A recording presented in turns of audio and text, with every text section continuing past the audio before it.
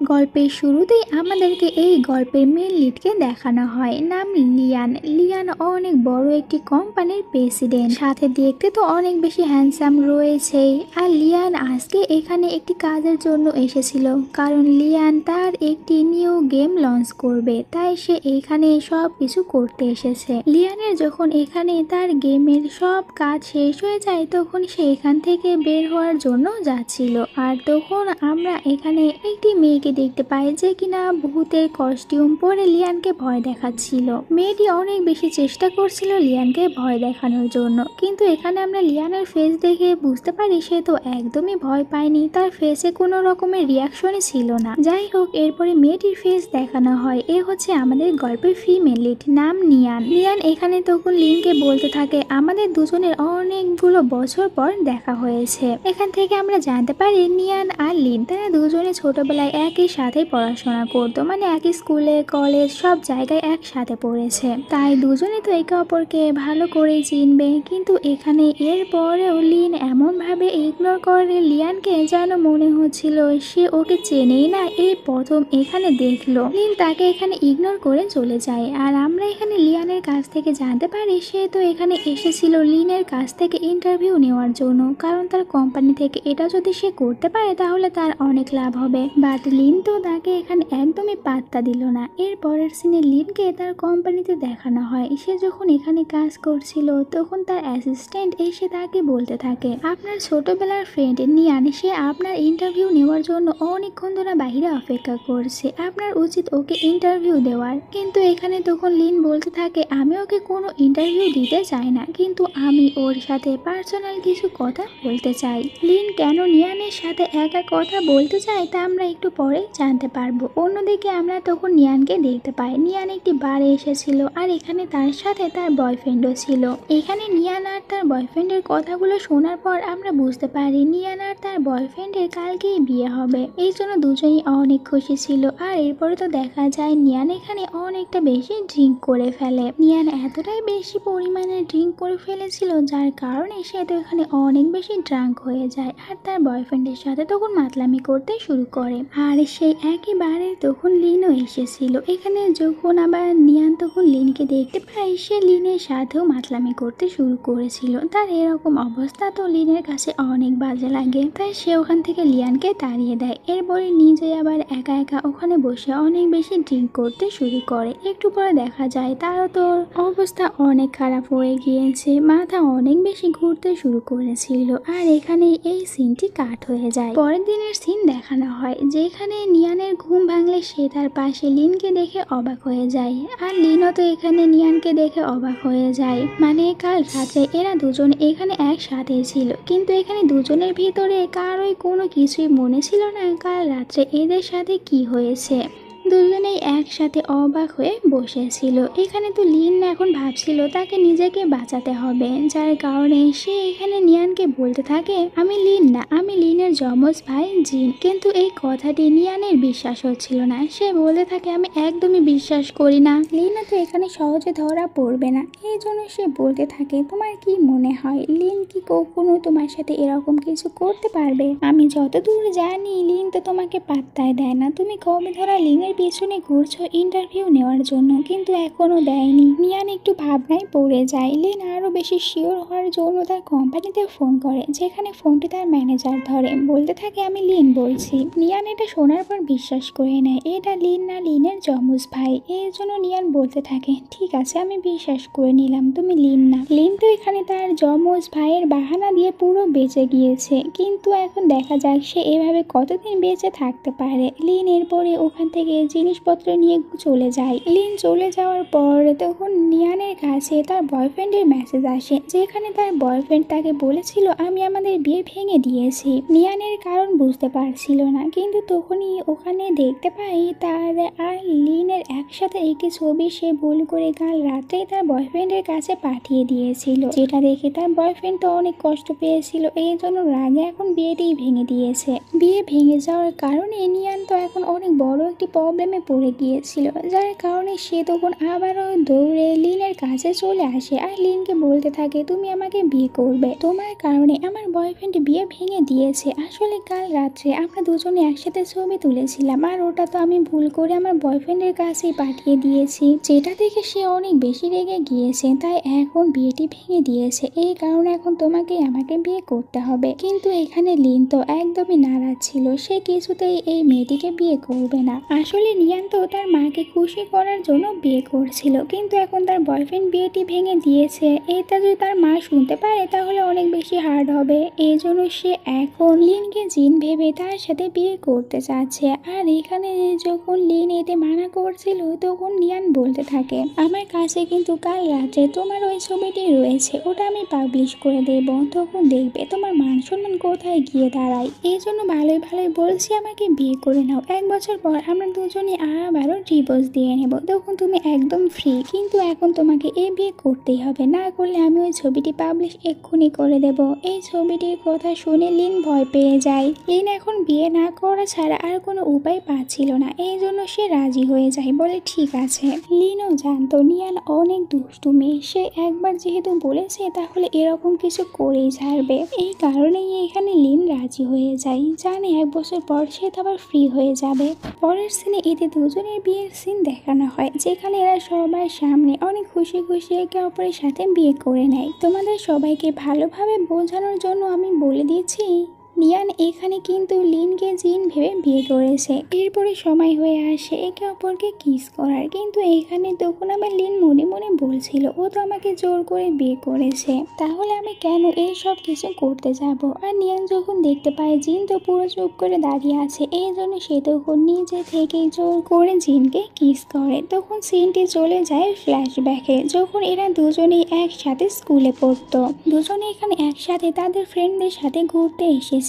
Lin এখানে ঠিক করেছিল সে আজকে নিয়ানকে প্রপোজ করবে, কারণ সে আগে থেকেই নিয়ানকে লাইক করতো, এই জন্য সে একটি লাভ লেটারও লিখেছিল নিয়ানকে দেওয়ার জন্য। কিন্তু একটু পরেই সে দেখতে পায় নিয়ানের সকল ফ্রেন্ডরা তার ওই লাভ লেটারটি দেওয়ালের সাথে লাগিয়ে দিয়েছে, আর ওখানে সে যতগুলো ভুল করেছিল ওই সব কিছু বড় বড় মার্ক করে রেখে দিয়েছে। এটা দেখার পর লিন তো অনেকটা বেশি হার্ড হয়েছিল। ওই দিনের পর থেকে লিন লিয়ানকে অনেকটা বেশি ঘৃণা করতে শুরু করেছে, যেখানে লিয়ান তো এইসব কিছু জানতোই না। সিন আবারও পাস্টে চলে আসে, যেখানে লিন আমাদেরকে বলছিল এখন থেকে আমাকে 2টি রোল প্লে করতে হবে। লিনকে এখন থেকে কোম্পানিতে লিন হয়ে থাকতে হবে আর সবসময় নিয়ানের সামনে জিন হয়ে থাকতে হবে। এখন তো এটা তার কাছে অনেকটা বেশি ঝামেলার বিষয়, কারণ তাকে একসাথে 2টি দিক সামাল দিতে হবে, এই জন্য তার অনেকটা বেশি টেনশনে হচ্ছিল। আর এরপরে তো এদের এখানে বিয়ের সব নিয়ম কানুনগুলো শেষ হয়ে যায়। এরপরে দুজনে একসাথে তাদের বাড়িতে চলে আসে। এখন যেহেতু এদের বিয়ে হয়েছে তাই এদেরকে একসাথে থাকতে হবে। আর একটু পরে দেখা যায় এদেরকে দেখার জন্য বাড়িতে এদের দুজনেরই মা চলে আসে, আর দুজনের ভাই তখন এই বাড়িটিকে অনেক সুন্দরভাবে সাজিয়ে দিচ্ছিল, কারণ তারা ভাবছিল এরা দুজনে আর কি সাজাবে, আমরা দুজনেই ভালো করে সাজিয়ে দেই। আর এরা দুজনেও তখন এদের মাদেরকে খুশি করার জন্য অনেক কিউট একটি কাপল সাজার নাটক করে। দুজনেই দুজনের মাকে একদমই হার্ট করতে চাচ্ছিল না। আর একটু পরে যখন এদের দুজনের মা এই বাড়ি থেকে চলে যায় তখন দেখা যায় এরা দুজনেই তো অনেক সুন্দরভাবে এই বাড়িটির প্রত্যেক জিনিসগুলো ভাগ করে নিতে শুরু করে, মানে কে কতটুকু জায়গা নেবে এইসব আর কি।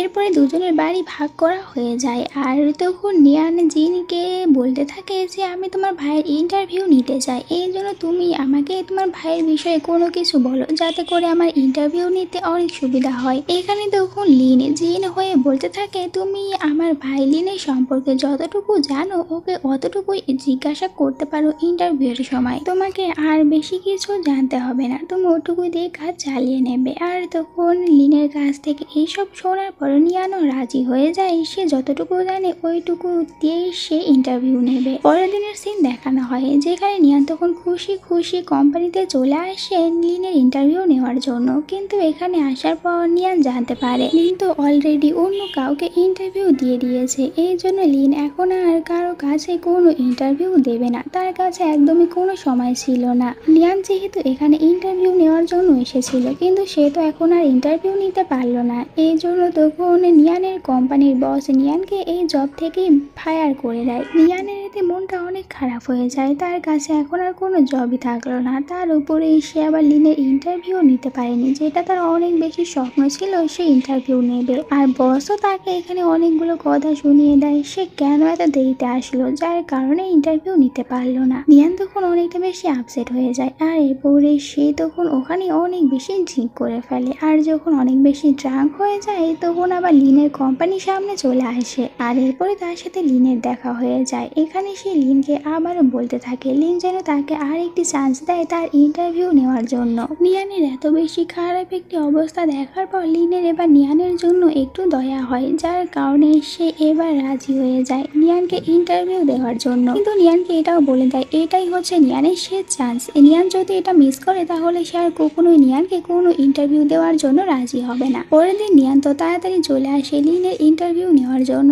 আর এরপরে সে তো এখানে লিনের ভালোভাবে ইন্টারভিউ নেয়। লিন এখানে নিয়ানকে তার ওই সিক্রেট রুমটিও দেখিয়ে দেয়। আর যেহেতু এখন নিয়ান লিন অনেক ভালোভাবে ইন্টারভিউ নিতে পেরেছে, এই জন্য তার কোম্পানির বস তার উপরে অনেক বেশি খুশি হয়ে যায় আর তাকে আবারও তার জবটি ফিরিয়ে দেয়। নিয়ান এতে অনেক খুশি হয়েছিল। এরপরে নিয়ানকে কোম্পানি থেকে তাদের কোম্পানির একজন ক্লায়েন্টের সাথে ডিল করানোর জন্য পাঠানো হয়। এখানে ওই ক্লায়েন্টই তখন নিয়ানকে অনেক বেশি ড্রিঙ্ক করায়। আর এরপরে নিয়ান যখন ড্রাঙ্ক হয়ে যায় তখন ওই ক্লায়েন্টটি নিয়ানের সাথে জোর করতে শুরু করে। আর তখনই দেখা যায় এখানে লিনও চলে আসে। আর সে তো আগে ভাগেই জানতে পেরেছিল যে এখন নিয়ান বিপদের ভিতরে রয়েছে, তাই সে ঠিক সময় এসে এখানে নিয়ানকে বাঁচিয়ে নেয়। আর এরপরে নিয়ানকে নিয়ে বাড়িতে চলে আসে। নিয়ান তখন এখানে লিনকে জিন ভেবে জড়িয়ে ধরে বলতে থাকে কিন্তু তুমি কিভাবে জানতে পারলে আমি এখন বিপদের মধ্যে রয়েছি। আসলে লিন তো নিয়ানকে সে অনেক আগে থেকেই ভালোবাসে, কিন্তু ওই একটি চিঠির কারণে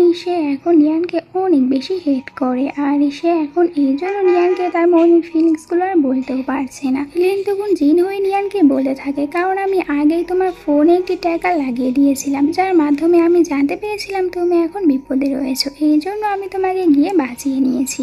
তুমি কোনো চিন্তা করো না, এখন থেকে সবসময় আমি তোমাকে বাঁচিয়ে নেব। এই সব কিছু শোনার পর নিয়ান তো অনেক বেশি ইমোশনাল হয়ে যায়। আর এরপরে সেই তখন জিনকে জড়িয়ে ধরে আর বলতে থাকে আমি তো এখন তোমাকেই ভালোবাসতে শুরু করেছি, তাই এই জন্য তুমি আর প্লিজ আমাকে ছেড়ে কোথাও চলে যেও না, সারা জীবন আমার সাথেই থাকবে।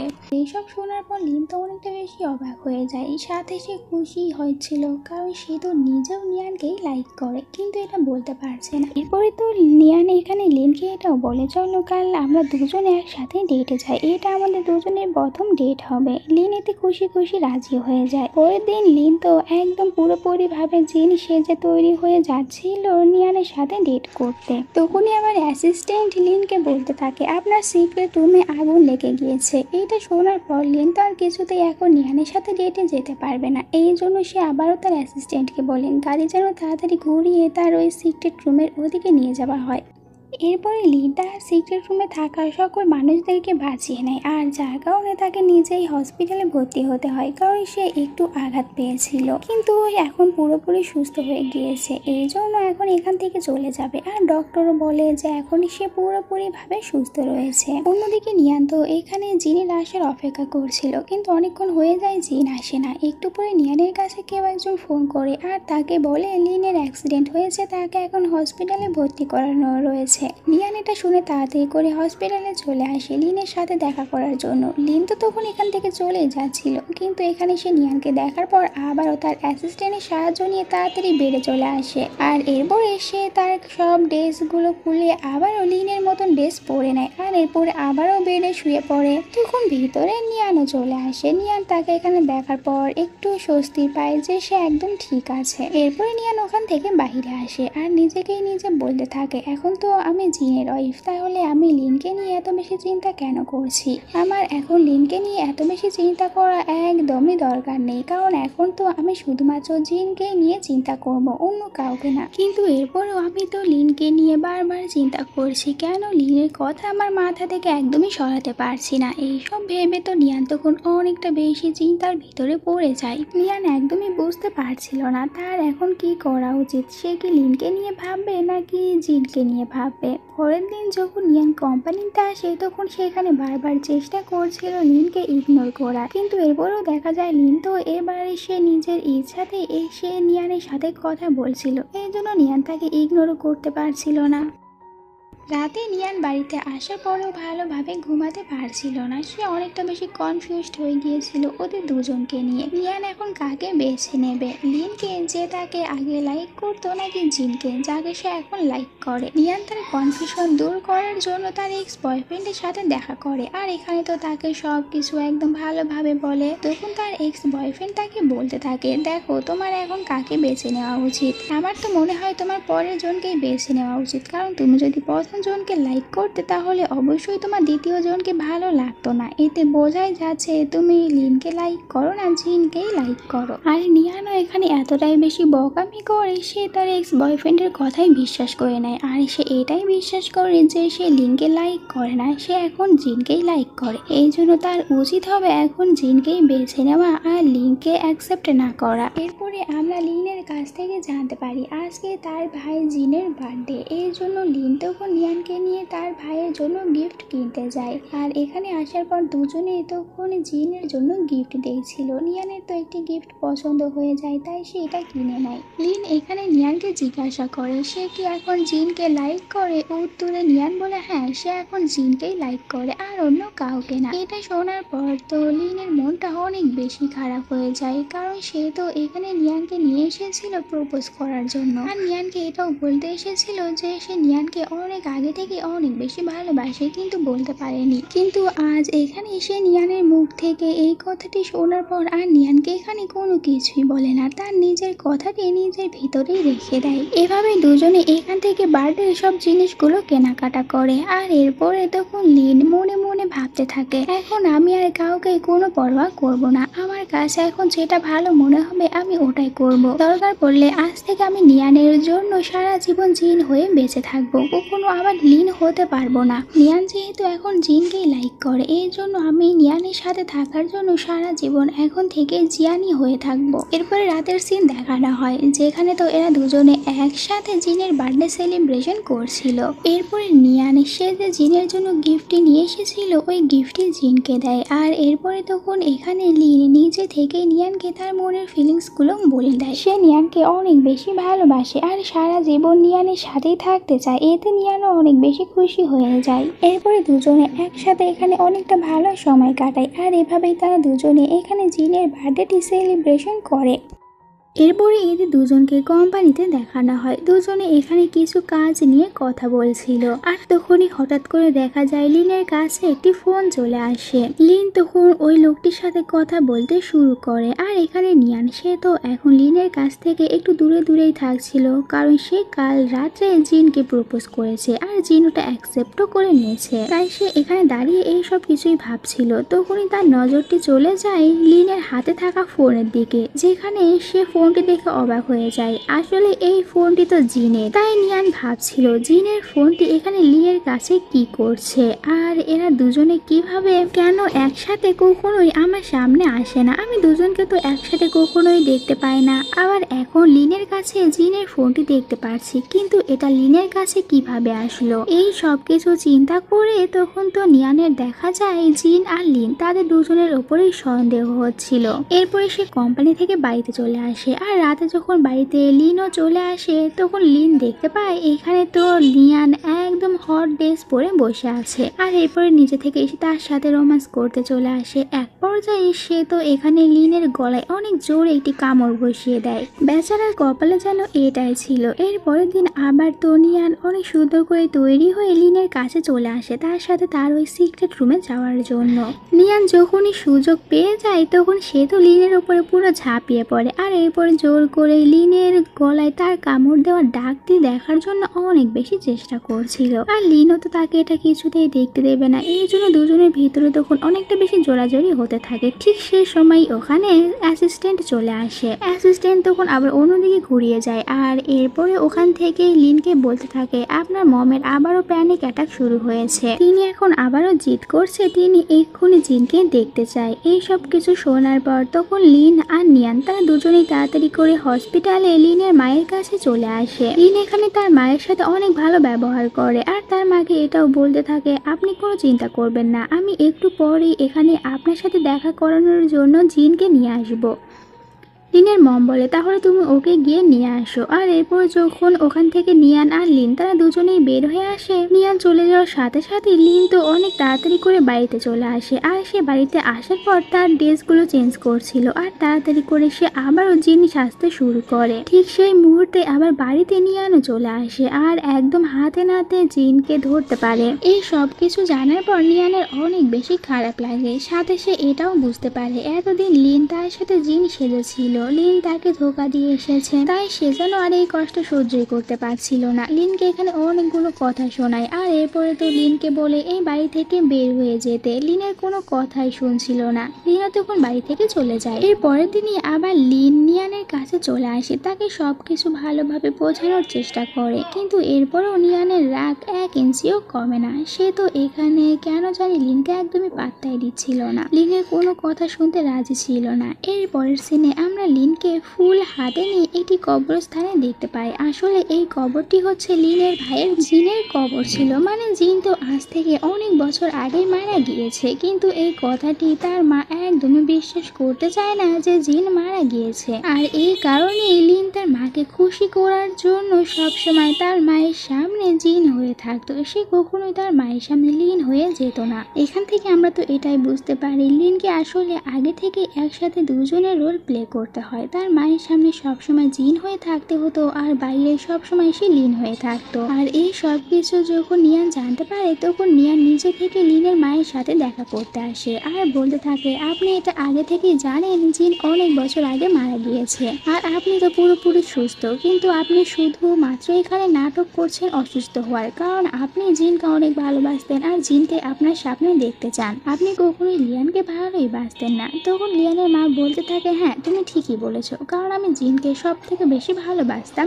লিনকে না। আমি জিনকে এতটাই ভালোবাসতাম যে তার মরার কথাটি আমি একদমই বিশ্বাস করতে পারিনি, এই জন্য আমি নিজে থেকে লিনকে বাধ্য করেছি সবসময় আমার সামনে জিন হয়ে থাকতে, কারণ আমি জিনকেই দেখতে চাই। এই সব কিছু শোনার পর নিয়ান লিনের মাকে বলে, কিন্তু আপনি এখন থেকে এটাই করবেন, যেমনটি আপনি জিনকে ভালোবাসতেন এখন থেকে লিনকে ওরকম ভাবেই ভালোবাসবেন। লিন আপনাকে খুশি করার জন্য অনেক কষ্ট করে আপনার সামনে জিন সেজে থাকে, কিন্তু তারও তো ইচ্ছা করে আপনার ভালোবাসা পেতে, কিন্তু আপনি এতদিন কেন ওর কষ্টটা বুঝতে পারেননি, ও তো আপনারই ছেলে তাই না? আর এই সব যখন নিয়ান লিনের মাকে বলছিল তখন তো এই সব কিছু বাহিরে দাঁড়িয়ে থেকে লিনও শুনতে পায়।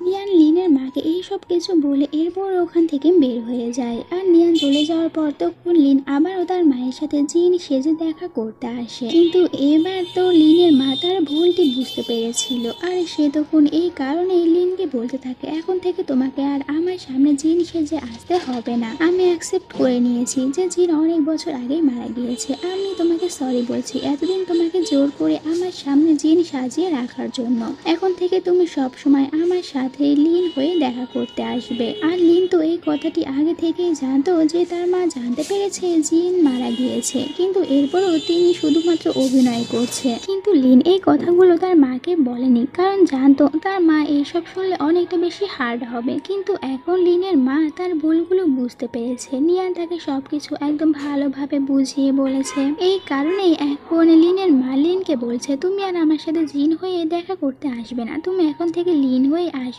আর আমি তোমাকে এখন থেকে জিনের মতনই ভালোবাসবো। এই সবগুলো শুনে তো লিন অনেক বেশি খুশি হয়ে যায়, কারণ সে তো এতদিন ধরে এটাই চাচ্ছিল আর ফাইনালি তার মা তাকে অ্যাকসেপ্ট করে নিয়েছে। লিন ওখান থেকে বাইরে আসলে তার সাথে নিয়ানের দেখা হয়ে যায়। লিন তখন নিয়ানকে থ্যাংক ইউ বলে তার মাকে এইভাবে ভালোভাবে বুঝিয়ে বলার জন্য। আর এখানে তো দুজনের ভিতরে সেরকম বেশি কোনো কথাবার্তা হয় না, কারণ নিয়ান এখনও লিনের উপরে অনেক বেশি রেগেছিল আর এটা তো লিনও ভালোভাবে বুঝতে পারে। পরের দিনের সিন দেখানো হয়, এখানে আমরা লিনকে দেখতে পাই। লিন তখন আবারও তার স্কুলের ফ্রেন্ডদের সাথে দেখা করার জন্য আসে, তারা সবাই এখানে একসাথে মিট করতে এসেছিল।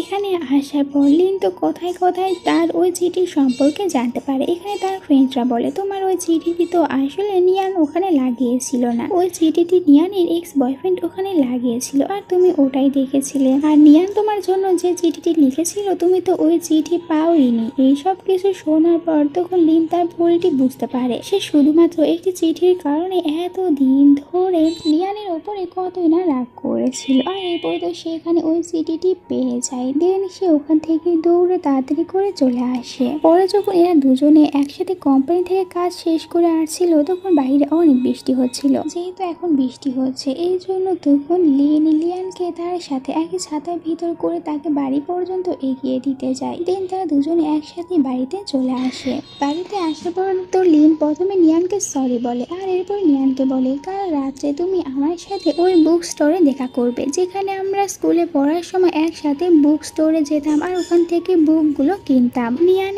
এবার লিনের এই কথায় রাজি হয়ে যায়। সে বলে ঠিক আছে আমি তাহলে কাল ওই বুক স্টোরে যাব। এরপরে কাল রাতের সিন দেখানো হয় যেখানে নিয়ান তো ওই বুক স্টোরে চলে আসে আর সে অনেক বেশি খুশি হচ্ছিল কারণ তারা স্কুলে একসাথে এখানে আসতো আর অনেক বেশি মজা করত।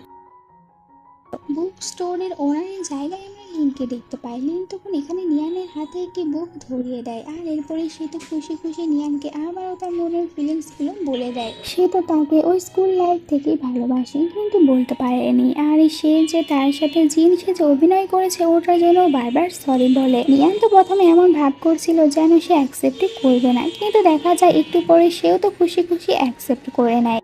পরের সিনে আমরা এদের আবারও বিয়ের সিন দেখতে পাই। প্রথমে তো এরা দুজনে শুধুমাত্র বাঁচার জন্য একে অপরের সাথে বিয়ে করেছিল কিন্তু এবার এরা দুজনে একে অপরকে ভালোবেসে বিয়ে করছে। এতে তাদের দুজনেরই মা অনেক বেশি হ্যাপি ছিল আর এরা দুজনেও হ্যাপি ছিল। এখানে লিন তখন সবার সামনে নিয়ানকে তার ওই চিঠিটি পড়িয়ে শোনায় যেটা সে হাই স্কুলে থাকার সময় নিয়ানের জন্য লিখেছিল কিন্তু তখন তো আর এটা লিয়ানকে দিতে পারেনি তাই এখন সবার সামনে এটা পড়িয়ে শোনালো। নিয়ান তো এইসব শুনে অনেক বেশি খুশি হচ্ছিল আর দুজনেই তখন খুশি হয়ে কাপড়কে কিস করে আর সবাই তখন এদের দুজনকে খুশি দেখে খুশি হয়েছিল। আর এই হ্যাপি এন্ডিং এর সাথে আজকের এই গল্পটি শেষ হয়ে যায়। তোমাদের কাছে কেমন লেগেছে তা কমেন্ট করে জানিয়ে দিতে ভুলো না। ভালো লাগলে ভিডিওতে একটি লাইক দাও, সাথে চ্যানেলটিকে সাবস্ক্রাইব করো এরকমই আরো সব সুন্দর সুন্দর গল্পগুলো আমার চ্যানেলে দেখার জন্য। তাহলে দেখা হচ্ছে নেক্সট ভিডিওতে। ততদিন সবাই অনেক বেশি ভালো থেকো। আল্লাহ হাফেজ।